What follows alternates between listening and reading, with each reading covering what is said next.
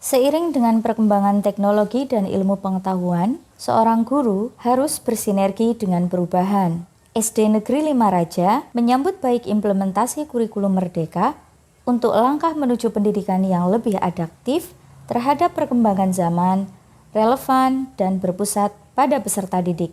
Bagaimana saya membuat pembelajaran yang berpusat kepada peserta didik?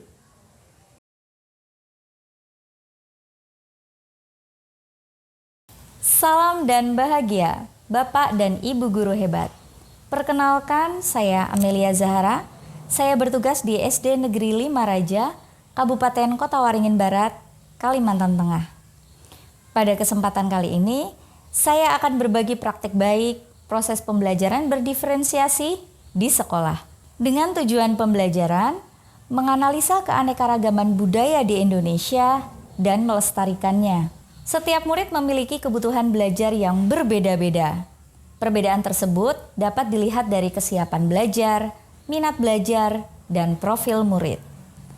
Penerapan pembelajaran berdiferensiasi dapat dilakukan dengan cara membedakan konten, produk, proses, dan lingkungan belajar murid.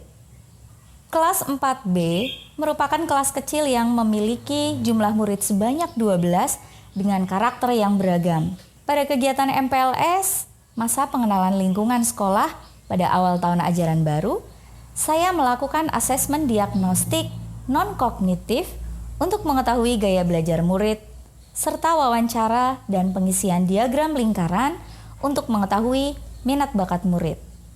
Dari analisa hasil asesmen diagnostik non-kognitif, diketahui persentase hasil belajar murid sebesar 17%, murid memiliki gaya belajar visual, 33% memiliki gaya belajar auditori, serta 50% memiliki gaya belajar kinestetik.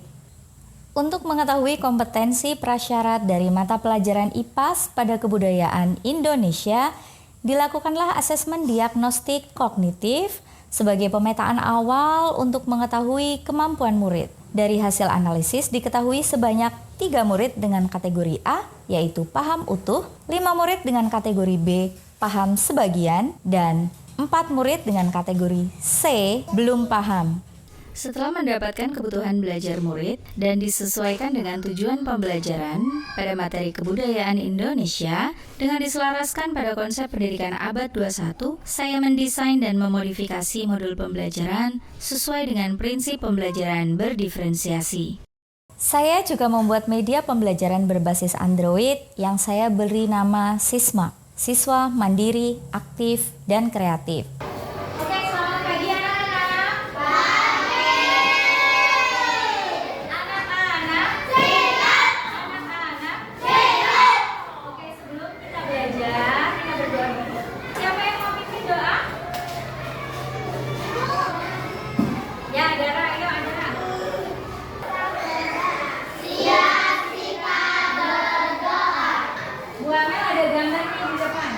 Hubungannya dengan keberagaman budaya yang ada di Indonesia.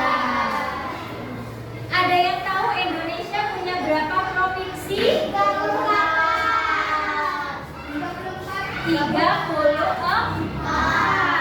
Ya, hampir sama ya. Yang betul adalah 34 provinsi dari Sabang sampai Merauke. Tujuan dari pembelajaran kita, belajar IPAS materi kebudayaan Indonesia itu adalah anak-anakku semuanya harus bisa menganalisis kebudayaan yang ada di Indonesia. Nah, di sini ada beberapa unsur. Ada berapa unsur? Coba. 7. Ada tuh. 7.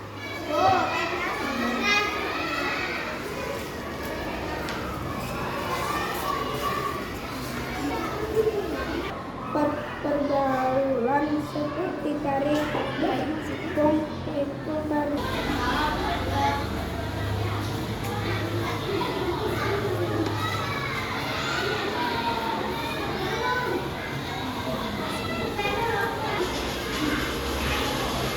Agar siswa lebih mengetahui keanekaragaman budaya di Indonesia, saya memberikan pengalaman belajar dengan metode belajar outing class dengan mengunjungi langsung situs bersejarah terdekat dari sekolah, yaitu Istana Mangkubumi.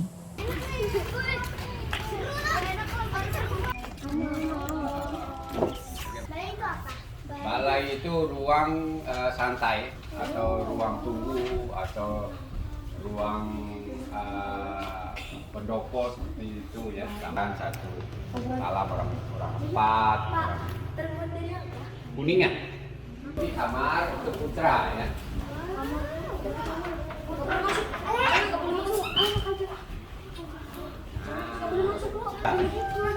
Maksudnya baru kalau ranjangnya yang lama.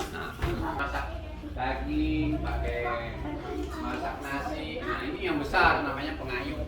Kayu juga. Ya, tapi Ini untuk itu lu belah kayu. iya, belah kayu. Tempat air. Ini.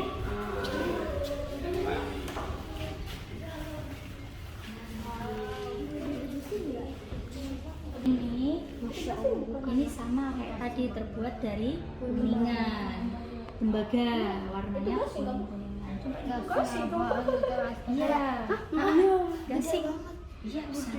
Dulu pada zaman kerajaan Adipati Mangkubumi ini digunakan sebagai tempat pemandian. Ya. Jadi dari keturunan bangsawan, putri mandinya di sini. Setelah selesai melakukan kunjungan ke Istana Mangkubumi dengan penuh antusias dan semangat, murid kembali ke kelas dan belajar kebudayaan Indonesia secara lebih luas dengan membuat suatu karya. Dalam membuat karya, siswa diberikan kebebasan untuk membuat karya diorama, membuat mind map, kemudian membuat infografis.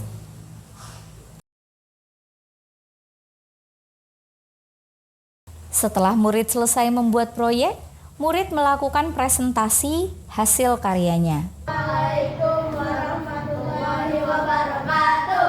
Waalaikumsalam warahmatullahi wabarakatuh. Buat infografis dari Papua, Betawi, dan Jawa.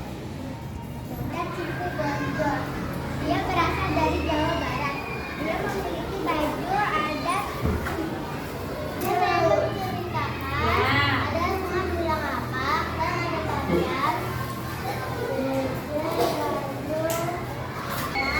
Membuat mind mapping kebudayaan Kalimantan Selatan. Dan ini hasilnya teman-teman. Baju adatnya.